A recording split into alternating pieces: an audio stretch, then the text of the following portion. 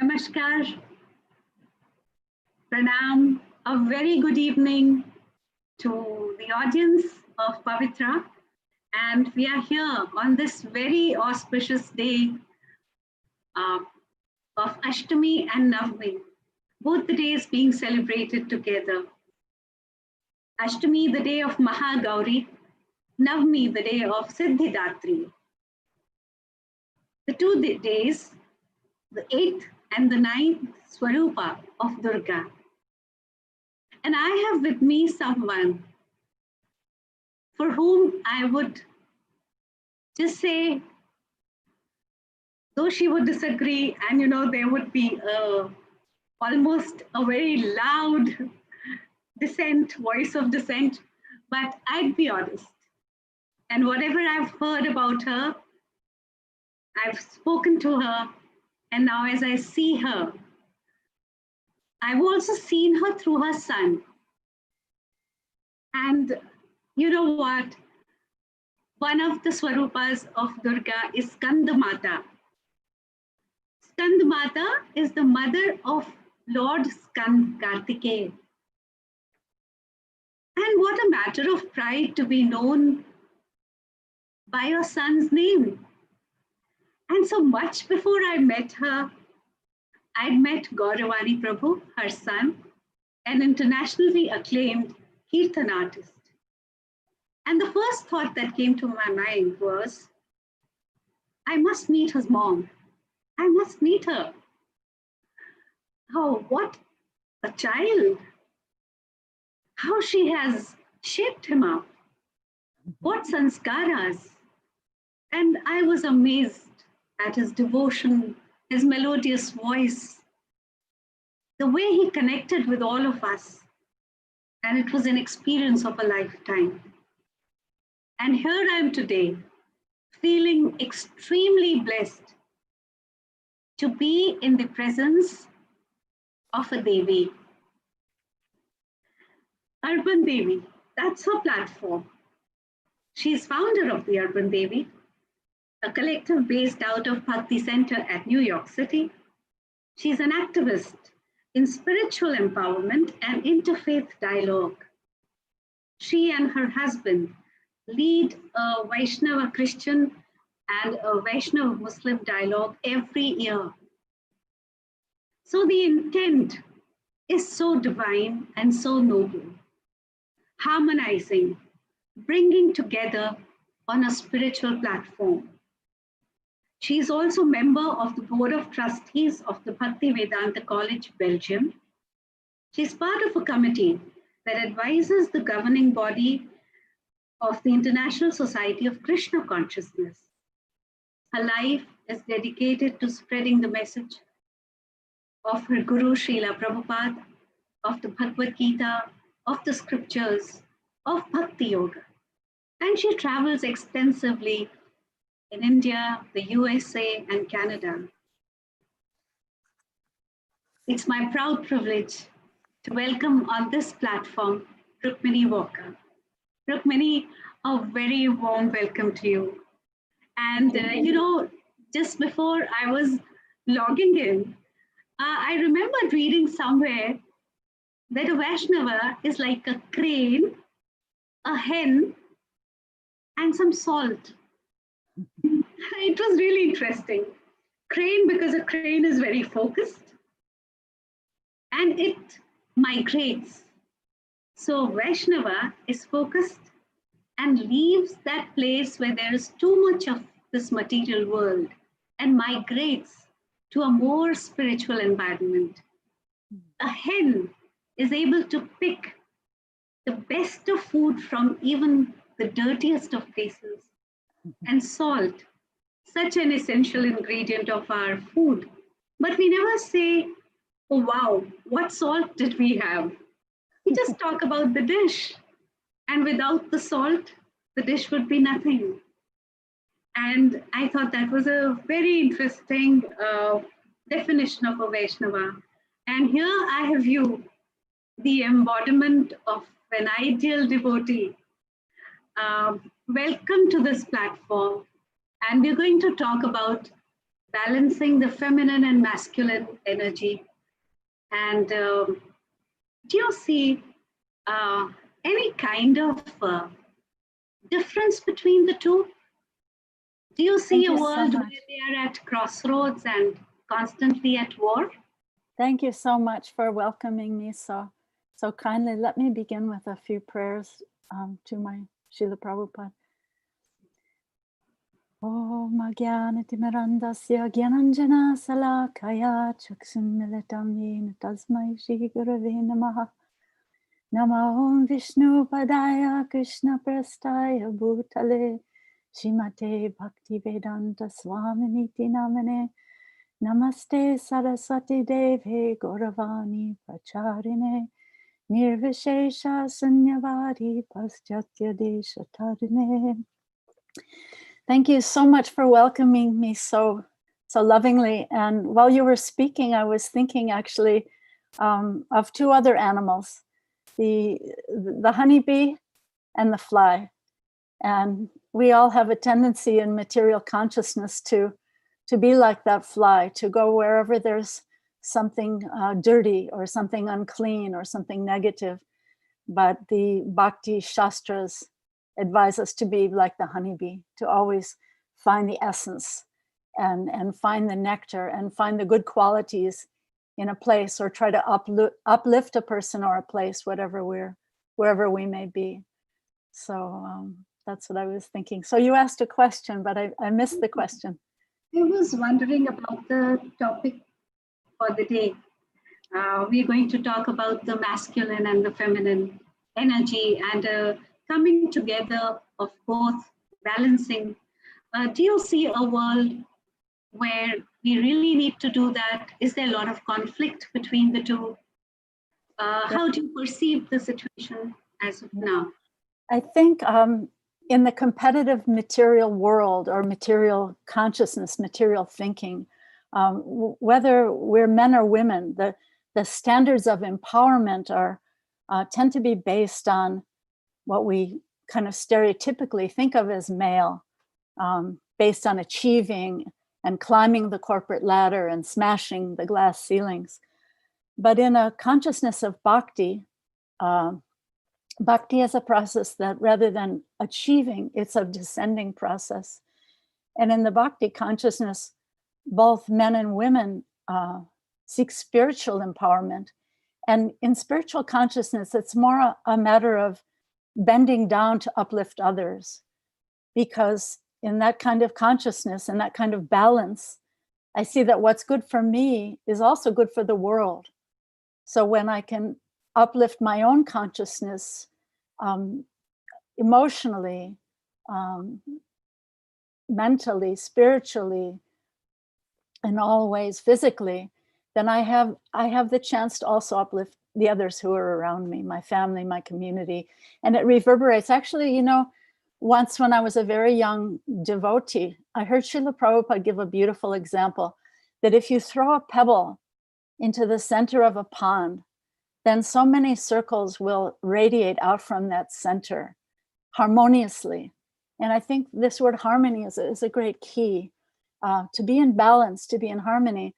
And with that center, if I'm centered on the center of existence, the source of all existence, then I can have family and community and humanitarianism and care for the environment, and all of these things will be in balance. But if I take my pebble and throw it here to the side, and you throw yours over here, then so many interference patterns will clash. So all living beings come from that divine center, and we should have that respect. I was thinking, this is the time of the goddess. And I was thinking this morning, actually, the goddess that we should be honoring most of all during these days of Navaratri is the goddess of the earth. We're all her children, and we're all just like babies. And she's given us a foundation, and we need to honor the earth and all living beings who come from the earth, the trees, the animals, all living beings of every color, of every community. So I think this is a beautiful meditation during this Navaratri time also. And balance. I think what we're talking about is balance. I think also, we might say, well, how can I balance if these waves of material life are always hitting me and always throwing me off kilter? Well, to be rooted in a foundation of practice, of bhakti practice, our own personal sadhana, keeping friendship with like-minded people, sadhu sangha, to study the holy books, the Bhagavad Gita, the Srimad Bhagavatam, Svadhyaya, and then to be impelled to seva. What can I do to help the world? How can I act in compassion for the world? And then the result of all these things that start with an S is this sadachar, this foundation of virtue that we can carry out into the world and inspire others, be inspired ourselves and inspire others through our virtuous foundation of sadachar. What words of wisdom and how profound, Rukmini. You spoke about sadachar, swadhyay, and satsang. But when I look at the world around, I find women and girls leading a very stereotyped existence. Very little time for spirituality or the scriptures. And all of us are in a mad rush. But you decided to travel on this less traveled path, if I may say so. I'm reminded of Robert Frost's poem, The Road Not Taken. I just want to know, how did you come about to be such an exponent of the Bhakti Yoga? And how did this meeting with Srila Prabhupada come about? And yes, Thank how you. and why are you here? Thank you. Thank you. So I had the good fortune to meet Srila Prabhupada when I was only 16 years old. And that time was a time of upheaval in the US. The young people, we were looking for answers, and we were looking for something deeper than the values we'd been handed down from our society and from our parents. There was an incomprehensible war on Vietnam that made no sense to us. Our brothers and sisters and friends were being sent to a war that had no meaning for us, to kill or be killed. So it was a time of great upheaval. And somehow you could say perhaps by destiny, or perhaps you could say by Krishna's grace, somehow Prabhupada as a humble Indian sadhu, a penniless, humble Indian sadhu, landed right in New York City in the midst of this craziness and chaos. There were demonstrations, and really we were seeking revolution. And Srila Prabhupada brought a revolution in consciousness that shifted our whole way of thinking and shifted our values. As a matter of fact, I was telling someone yesterday that my father, just before he passed away, my father was from New York, and just before he passed away, he expressed a beautiful appreciation of Srila Prabhupada. He said, Prabhupada was able to gather these young people who wouldn't accept any authority and wouldn't accept any wisdom from anyone. And somehow he was able to capture our hearts and give us values that were uplifting to ourselves and to society. So it was so beautiful. My father said Prabhupada came to the very neighborhood where he used to go and hang out with his friends in New York. So somehow by destiny, by Krishna's great mercy, the places where the greatest need, the biggest graces was given. So there was such a need there. There was such a rebellion. And so he uplifted us and gave us a whole new direction in life. Oh yes, you've taken me to the journey home. And, I read about this counterculture movement, and I read about Radhanath Swami Maharaj, his young days, and the blues, and the hippies, and yearning to seek answers amidst all this chaos. Now, when Prabhupada was there, Srila Prabhupada was there, he must have seen so much of chaos. He must have seen young men and women of the Americans uh, leading an existence which was so tumultuous. How did he bring about a kind of harmony, a kind of bringing together of this set of youngsters? Did he ever speak to you about the feminine and the masculine energy and the harmonizing of everything around to get rid of the chaos? Yes. You asked a few questions there, so let me try to answer. How was he able to do that? I think by his humility, by his unmistakable love for Krishna, a love that surpassed anything we'd ever seen in this world. By his kindness, he was so kind to each and every one of us. There was one story that one intoxicated girl actually broke into his room in San Francisco, and she was saying all kinds of crazy things. And he had to call the other disciples to get her to go out. And he made a comment. He said, "It is the darkest of darkness. It is the darkest of darkness." So he brought light to the darkest of darkness. And by his humor, he was funny. He was so human. He was so caring for each of us. I can share a couple of stories. When I was initiated, first I met his disciples in San Francisco, which was another seat of youth counterculture. And I came with those dear devotees to Montreal, Canada, where Prabhupada was a resident at that time. They were on their way to London to begin the London temple, and they went on to meet the Beatles, to meet George Harrison, and to do extraordinary things. So I came with them, and when I met Srila Prabhupada, actually the first thing he said, which was so beautiful, they said, "This is Wendy. She's only 16 years old, and she wants to become your disciple." And Prabhupada had this tender look in his eyes, and he said, "But where are your parents?"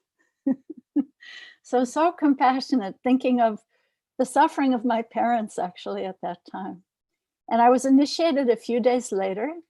And when he initiated me, he told the story of Rukmini, which maybe you all know, the beautiful kidnapping of Rukmini. So he said, "You are a beautiful girl, and Krishna can accept any number of beautiful girls. So one day Krishna will kidnap you." And it was very charming. But then he also said, "So you are a beautiful girl, now become more beautiful within also." So I think this is a beautiful instruction. As women, we want to be beautiful. We recognize beauty in the world, but he gave a very deep instruction. First of all, he opened my heart to inject the medicine that you're a beautiful girl. Oh, I'm a beautiful girl. Okay, so now the reality, become beautiful within, more beautiful within also, he said. So that was a beautiful instruction. I'll share something else. You were asking about, did he ever say anything about the balance of male and female energies, masculine, feminine energies, which we see at the center of existence. We see, in Bhakti, we always worship Radha Krishna, Sita Ram, Lakshmi Narayan. This balance is there at the core, at the essence of existence. And always the respect is given first to Radha, first to Sita, first to Lakshmi Devi.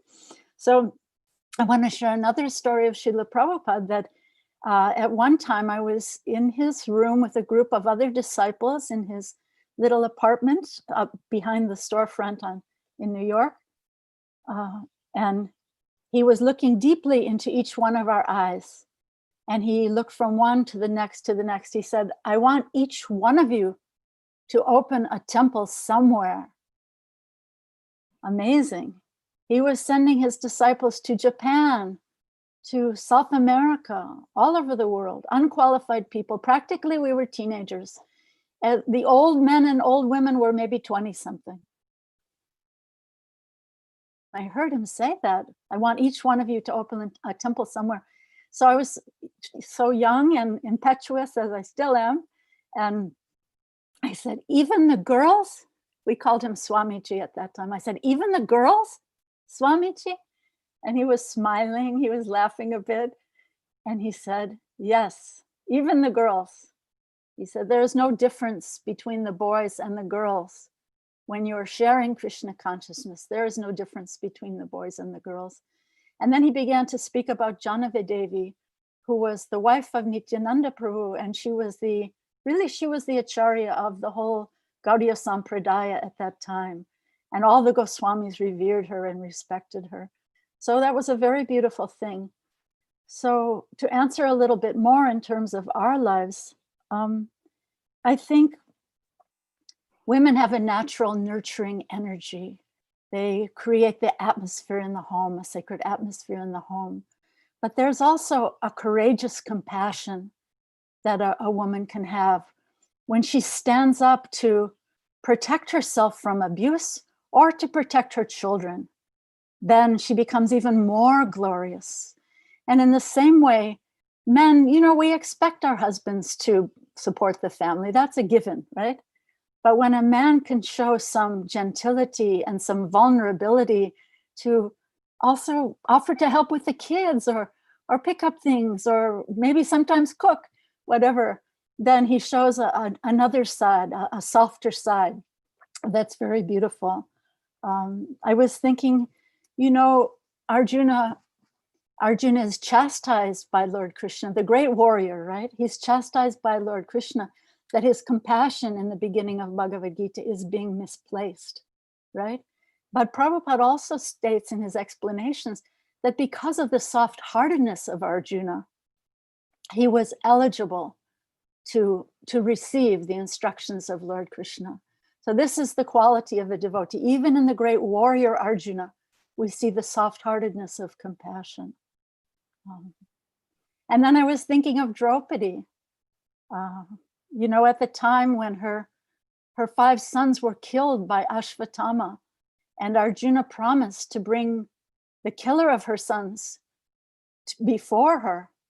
So then he chased and he captured this Ashvatthama. And then when he brought Ashvatthama before Draupadi, ready to kill him, and Lord Krishna himself said, yes, kill him. He is an aggressor. Kill him. And Draupadi said, no, don't kill him, because then his mother will be crying the way I'm crying now. Don't kill him. So such strength of character. So how can, you mention the girls today, how can we find the strength of character? Are these just stories of the past that have no relevance to our lives? I don't think so. So you mentioned how we each have to just charge out every day to go to school or go to work. Of course, now we have a little bit of a respite during COVID, right? But I think it's a matter of putting the big pieces in first. To go to sleep starts the night before, right? Go to sleep early. Get up early before the world is awake, before the birds are even singing. Get up and do some sadhana. Do meditation on the holy name, chant the holy name, read the svadhyaya, read from holy books. And this creates the foundation that gives us the values and the perspective when we do go out into the world, to be able to say no to greed, to be able to say no to those lower qualities. I was thinking of Ishopanishad that directs us that every being in this world, both the animate and the inanimate, comes from God, and everything comes from God, and we should not take more than what we need, not go to the place of greed. So all of these values come into our hearts by the study, the svadhyaya, the sadhana, the keeping a like-minded association of holy people. Put those big pieces in first.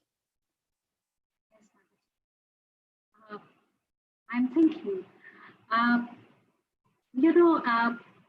how women are, mothers are, they are the first teachers.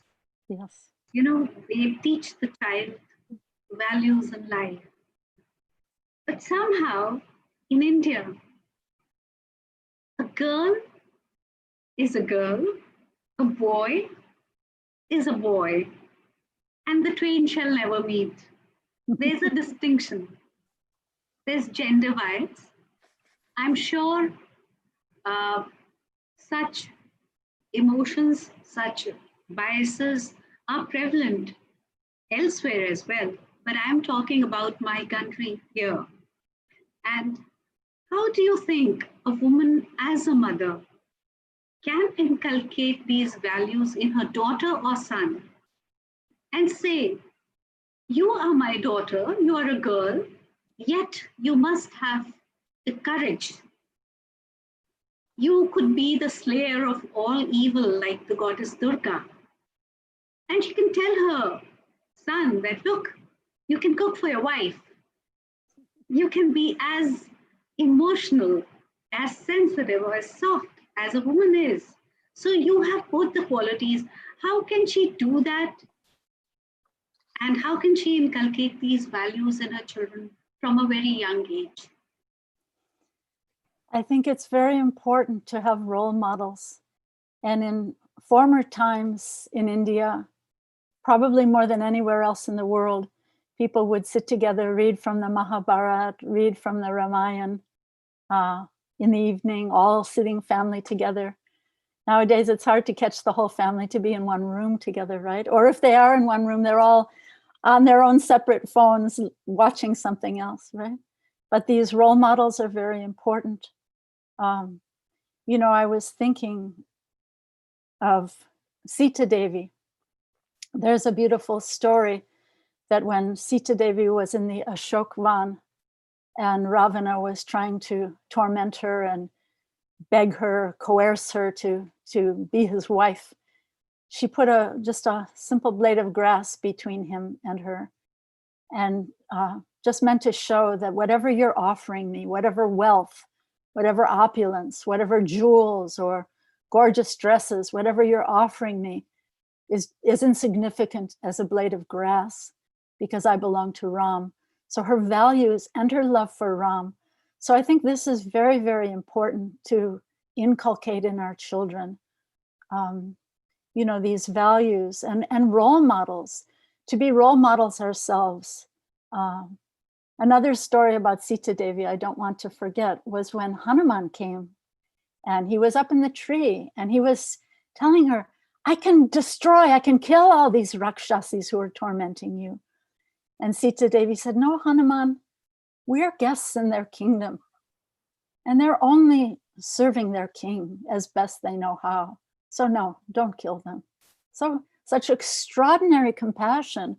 So where do we learn this? We learn this from our parents, from role models that have come before us. And I think this is really what's lacking in the world today. But I think also the courage. I mean, Sita Devi was speaking truth to power. Ravana was holding all the power, and she had the courage to speak truth to power. So someone might say, well, these are great goddesses. How can we compare? How can we live up to the standards? But there are examples, even in our day today. I would suggest find extraordinary biographies for your sons and daughters to read of great people who've changed the world in different ways. These are extraordinary examples. There's one story I have to tell you of an ordinary housewife who was living in Delhi, and her husband was abusive to her.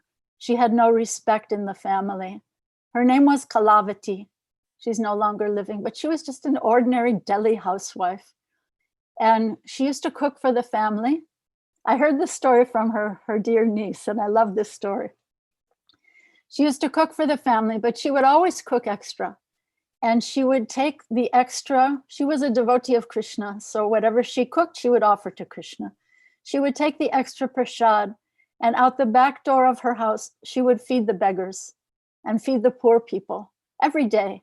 And no one in her family knew anything about that, but she did it every day.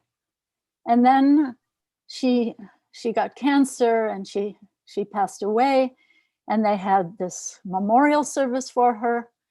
And at this memorial, there were all these strange people, all these beggar sorts of riffraff people. And the family was looking at them and they were saying, who are these people? What are they doing here? And these people came forward and they said, Mataji used to feed us every day. None of you knew.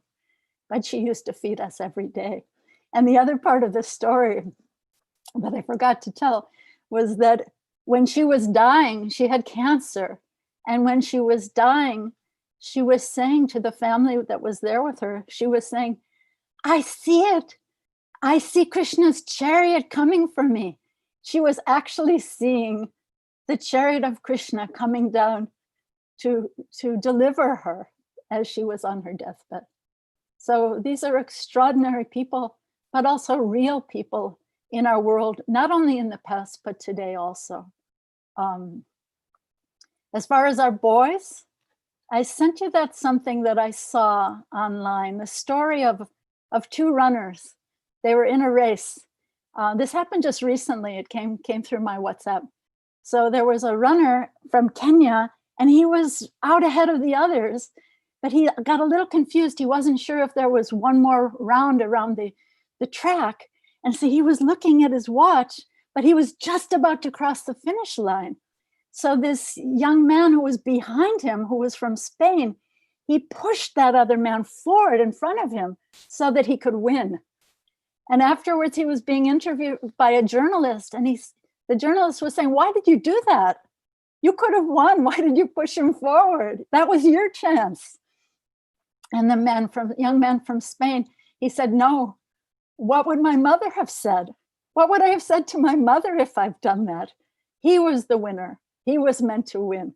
So this is character. And this is what we're looking for in our world today, these moments of great examples of character. These are the acharyas. These are the points of life in our world for the boys and the girls. So I think this is really, really important. So Rukmini, it's very evident that compassion and courage, they go hand in hand. Yes. And without one of them, the other would be rendered of no use. And generally, when we are in a materialistic world, the material world is overpowering us. We tend to forget the softer aspects, the saner aspects of our life, like spirituality, like compassion, being kind to others, bringing about harmony. We just don't care for them. And it seems to be extremely difficult to balance, bring about a balance. So when you are with your husband, leading that dialogue, interfaith dialogue, do you come across situations where people stand their ground, they're adamant, and what does it take to bring about that harmony, to bring about a kind of consensus? Thank you. That's a beautiful question. Our dialogue is based on mutual respect and honoring the differences, honoring what we share, but also honoring the differences. So it's a dialogue between practitioners, but also practitioners who are scholars in their tradition. So they're very learned people. The way our dialogues work is that someone presents a paper from the Vaishnav side, and then someone presents a paper from the Christian side or the Muslim side based on a certain topic that we choose ahead of time. This year, actually, I wrote the paper. The topic was love in union, love in separation. I can share that with you if you'd like. That was a high topic. But there have been very many beautiful instances. For example, once in our dialogue, and this happened at our Vaishnava Christian dialogue in India. So one of the Christians at this time, this was a few years ago, one of the Christians said, you know, we Christians, we talk a lot about love of God, but you Vaishnavas, you have so many details about rasa and all of these, how to love God. So we have so much to learn from you. And then one of the Vaishnavas said something very interesting. He responded by saying, you know, we Vaishnavas, it's true, we have a lot of details and theology about love of God, but we have to learn from you Christians how to love our brother man. That's what we have to learn from you, how to uplift all people from all classes as God's beloved children. So that was a particularly beautiful exchange.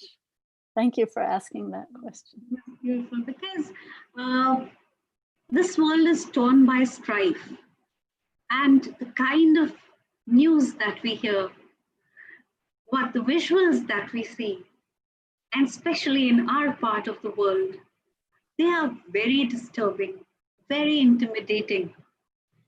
And when I talk to people who are dealing with mental health, they say that stop watching news.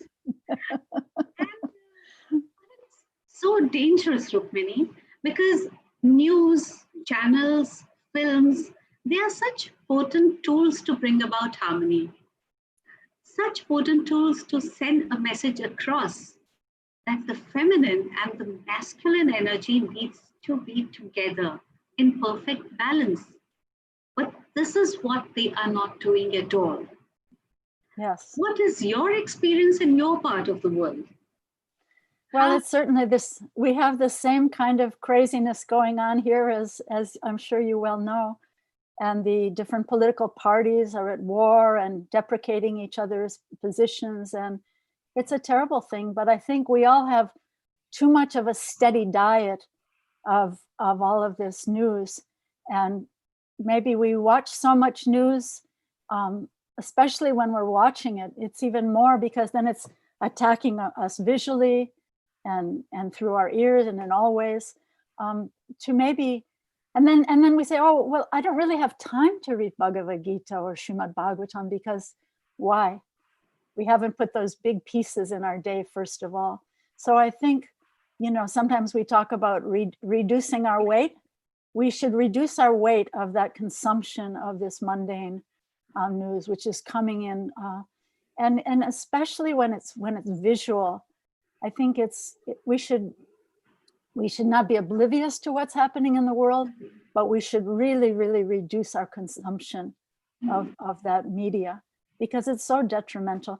And we should also demand from the journalists in our countries, show us some uplifting news.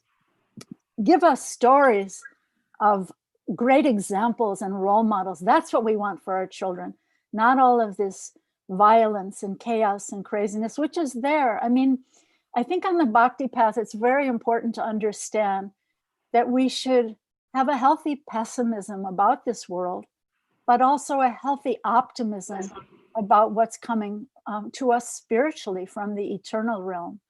So this is not our eternal place.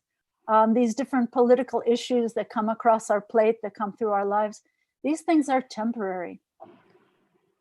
And we are eternal beings having a journey through this world. We are souls on a temporal journey. One great Sufi teacher gave an example that this world is like a guest house. Meet each guest with a smile each day, whether it's a depression or an anger or a who knows what. Meet each guest that comes in our day gratefully, with gratitude and with compassion.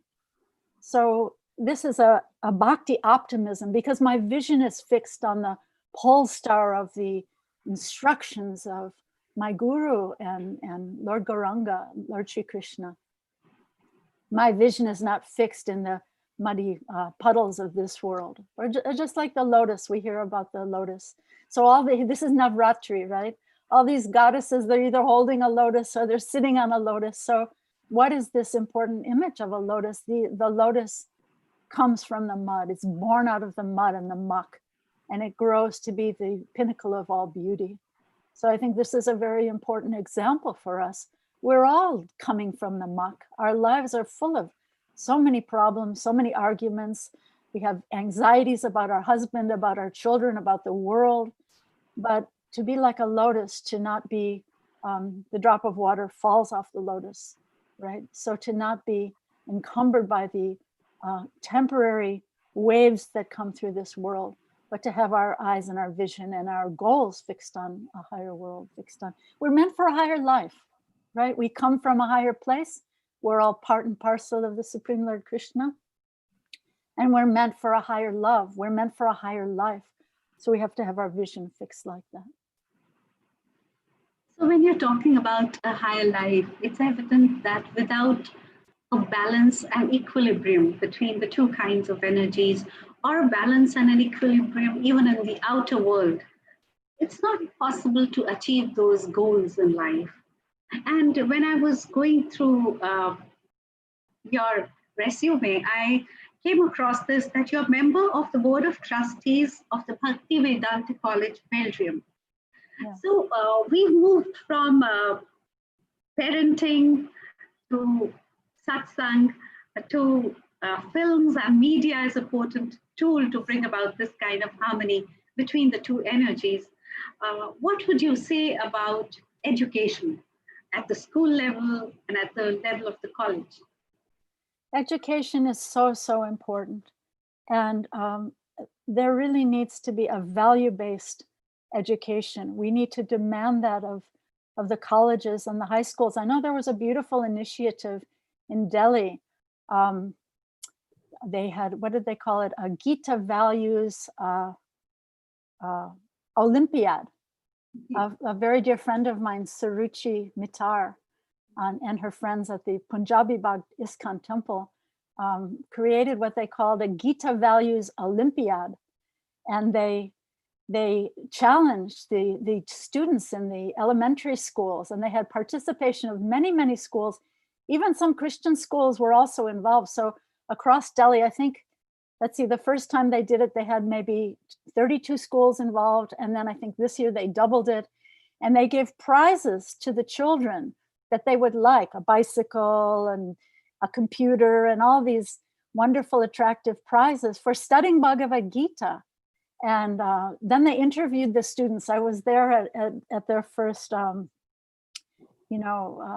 inauguration, and the students were so charming. They said, I thought this would be so boring to study Bhagavad Gita, but when I got into it, I really found it to be very, very interesting and very centering. So these values, we're talking about balance. We're talking about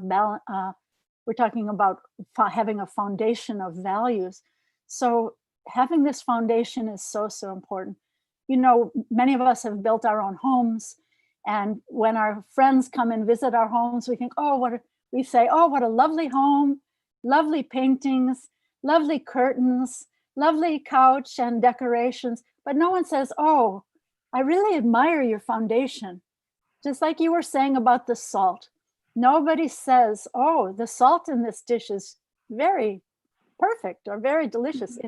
It's unseen, it's the foundation. So in that way, these values are the foundation on which we can build our lives. We hear Srila Prabhupada built a house in which the whole world can live. So what was the foundation of that house that he gave us? Let me tell you a story about Srila Prabhupada. Once in Vrindavan, someone asked him, when he was becoming very, very famous, he'd come back to India after being in the West, and someone asked him, are you the guru for the whole world? And he just put his head down and he said, I am nobody's guru. I am just everyone's servant. So this is the foundation, this humility, this compassion. Why did he even come to the West? Why did he come back to India after, if you read the journey, Lifetime in Preparation, the first volume of Prabhupada's biography. And I really highly recommend everyone to read this Srila Prabhupada Lilamrita. It's not as widely read as it should be.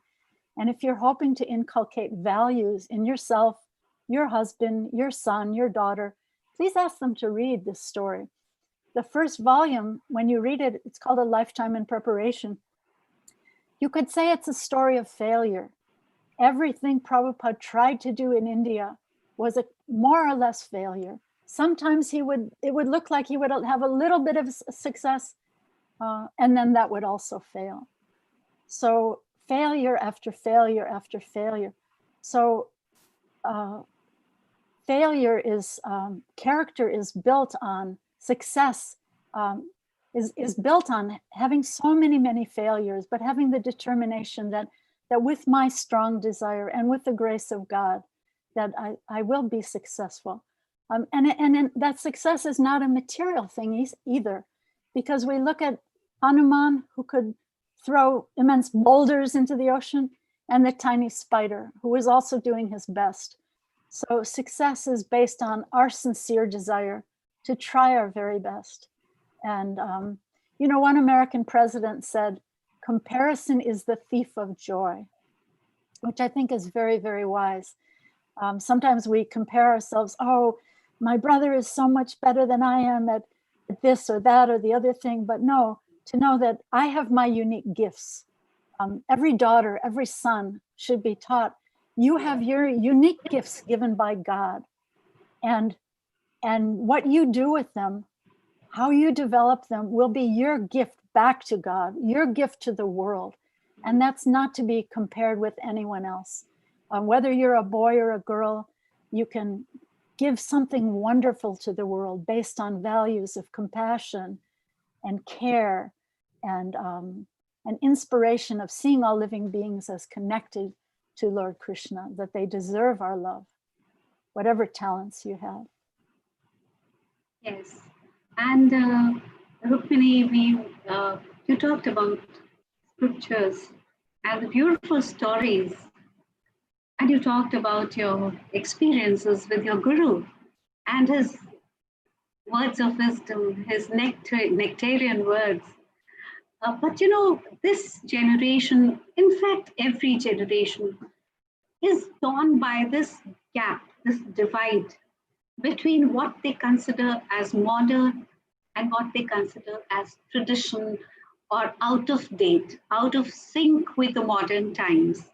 Mm-hmm. And then crops up this idea of a very strong feminism or some kind of chauvinism from either the male or the female. And then there's this conflict of energies.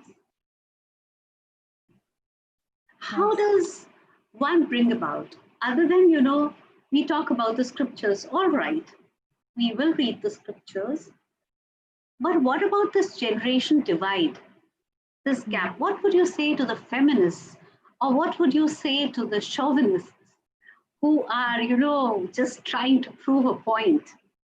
Mm-hmm. Yes, so there's an imbalance of values, and there are always extremes on both sides, right? But like a pendulum swing, to come to that center point and to be emphasizing the importance of intrinsic values and not the strident or extreme voices. Srila Prabhupada had traditional values for people in society, for women also, but he also valued each one of our unique contributions. So I think it's very important when we look at our children to see what will inspire their hearts. Okay, so there are these strident voices on both sides, chauvinism, feminism, be extreme, be crazy. But then, you look at what some of the greatest minds and hearts have done in the world. And I keep thinking, when you asked me that question, the first thing I thought of was the Govardhan Eco Village. I have to say, this is cutting edge science, cutting edge help to the earth, engaging the finest minds. IIT, big brains from IIT are taxing their brains to find solutions to the problems of the earth. They're taking plastic bottles and turning it into petrol to motivate vehicles. They're, in so many ways, they're taking the most contaminated water and turning it into water to grow edible vegetables and fruits. So this is a brilliant use of modern technology combined with ancient values. So I think this is very, very important, and to look very closely and not be comparing, but to look very closely at ourselves, but also at our children. Oh, this little girl likes to dance. Okay, let her learn values through dance, okay? Maybe she also is very, very talented in mathematics. Don't tell her that because you're a girl, you can't do mathematics. This is a stereotype that needs to be put aside.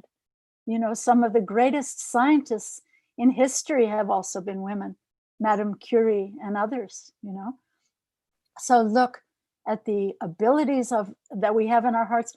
What do you love to do? What brings you joy? And what can you do in service to the world? And use those abilities to fan the flame and do it as an offering to Krishna. Use my abilities and offer them to Krishna. And then he partners with us. We become co-creators of value in this world. There's a beautiful saying that, because bhakti is not an ascending process. It's not to storm the gates of heaven like Ravana tried to do. We'll build a staircase to heaven and we'll storm up there and throw out all those devatas. No, bhakti is a descending process. And I love this verse from Shakespeare, where he says, the quality of mercy is not strained. The gentle rain from heaven upon the place beneath, right? It is twice blessed. It blesses him that gives and him that takes. So beautiful, and this is bhakti, right? The quality of mercy, even if Shakespeare says, even if someone is a king, that quality of mercy is more beautiful than his harsh judgment. It's more beautiful than his crown, his jeweled crown, right? So this is what we have to inculcate. And it comes by association. It comes by hearing. It comes by being with like-minded people who can uplift us in the world through our own personal sadhana before we charge out in the day. And, sit with your kids. Do it as a family, Do some sadhana before starting the day. Sadhu Sangha. And then say, well, what can I do for the world? How can we distribute some prasadam to unfortunate people? Right now during COVID, so many people are suffering. How can we work to alleviate their suffering with Krishna prasadam? Or how can we care for them? Or how can we minimize our own greed, Ishopanishad says, to take not more than what's required. And with whatever is extra, share it with people who are suffering. And what happens is this creates joy in ourselves and in the world, and in the giver and the receiver, as Shakespeare said. So, I wanted to share one other story that's really beautiful. There was a woman, her father was a great Sufi teacher, and they were living in Paris. And she was a very, very simple, gentle soul. She used to write children's books. I think she was the author of the Jataka tales, which I think most of our children have read. So she became very, very disturbed with the fascism. She was living during World War II. She became very, very disturbed with the rise of fascism. And she became a secret agent of the French underground. And she, because she believed very, very much in that we should be compassionate to others. So eventually what happened was some neighbor perhaps turned her in, and she was put in a concentration camp by the Nazis. And when they were coming to kill her, she was very courageous. Her name was Nur Inayat Khan. You can look her up, Nur Inayat Khan. And they were coming to kill her. She said, "You cannot kill me because I am the soul. You can never destroy me because I am a spiritual being, and nothing you can ever do to me could ever destroy me." She had so much courage in the face of these torturers, really. And there's actually a statue of Nur Inayat Khan outside at the front of Dachau, the concentration camp. So these personalities are there. So I think we have to investigate, research, find these role models for ourselves, for our children, to be inspired in this time of so much fear, such a lack of hope. Find hope in these role models. Find characters who can inspire them in their own communities, in the world, Yes, Rukmini. And I'm a student of literature, and believe me, it's for the first time that I've heard somebody give a spiritual connotation to what Shakespeare said in The Merchant of Venice. And Portia saying that dialogue. So for most of us, it was beautiful words, a beautiful message. but to look at it spiritually and to understand it that way, that's been a unique experience for me. Thank you so much, Rukmini, for that. And as it goes, all beautiful things must come to an end. I've seen anecdotes after anecdotes, inspiring stories, and talking about role models and scriptures. I would love to, go on and on with you, because people would love to hear you. And these are the tales we are waiting for. These are the stories. These are the words we are looking for. And as if a healing balm to the troubles that surround us, to the hurt and the diseased body. And I'm really thankful to you for that. But before we say bye and say, yeah, we've had a good conversation, what would be your message for the young men and women across the world? Yes. And how they can be agents to bring about this equilibrium between? Yes. How can we be agents of change? How can we be agents of upliftment to the world? How can we be points of light? How can we be pole stars in this world? And I was thinking, during Navratri, we have the picture of the goddess Durga. She has so many weapons, right? So we have to decide, I think within each of us, which face of the goddess do we wish to see, right? We can see her blessing hand if we live in virtue, live in compassion, live in goodness, live without greed, without fault finding and gossiping. We can see her blessing hand, right? Or we can choose to see her face where she's ready to wield her weapons at us because of our greed, or because of our anger, or because of all of these qualities that we really want to dispatch. We don't want to be like that. So she's there to correct us. She's there to create balance in the world, right? And sometimes, what is it said? We can use Shastra or we can use Shastra, right? The weapons can be there to assault us, or we can hear from the holy books and be uplifted. So this is our choice. Love is never forced, right? Krishna says at the end of the Bhagavad Gita to Arjuna, now you've heard everything. Now do whatever you wish to do. It's your choice, because love by definition can never be forced. So how can I uplift myself, my children, my family, and all those people I meet? By choosing love, by choosing the blessing hand of the beautiful, benign, smiling goddess, not the angry face with the weapons. So beautifully said, Rukmini. And what do I say now? Except that you are so beautiful within and without. And such a glowing example of how the beauty within can just shine through you, your persona. I wish many young men and women of India hear this conversation and are able to find a role model right here. I hope they understand what you've said. I wish Sadachar, Satsang, and Swadhyay would be their guiding lights. They would make the right choices, as you said, Shastra or Shastra, or a combination of both. I'm thinking of a very practical example. If I pick up a piece of paper and I wish to make it into two, I'll have to tear it apart. Anything that has to be split has to be torn apart. We are not looking at splitting up. We are not looking at strife. We are not looking at tearing away. We are looking at love. We are looking at wisdom. We are looking at scriptures and role models to bring about a harmony between two apparently different energies, but they aren't different, are they? Because the source is the same. Yes, I love what you're saying, and I'm reminded of a quote from the poet Virgil.